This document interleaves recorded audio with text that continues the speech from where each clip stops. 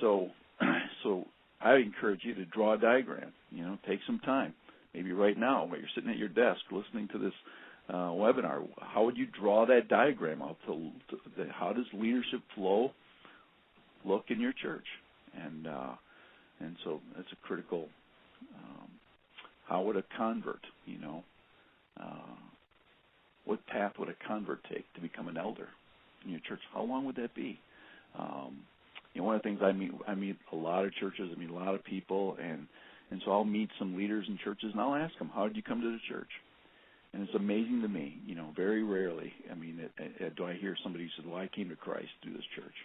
It's always, somehow they came from another church and got into the leadership path of that church.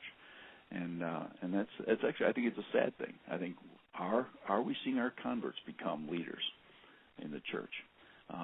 If they're not, why? Why not? Because we probably don't have this leadership path, this leadership engine, this leadership culture that we're developing.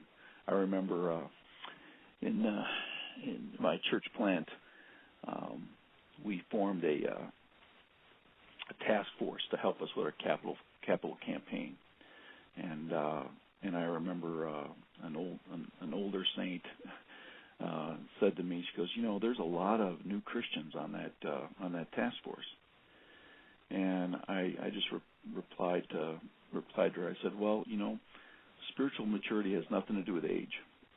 It has everything to do with accepting responsibility, and so we empowered these young leaders, these young converts, who were excited, who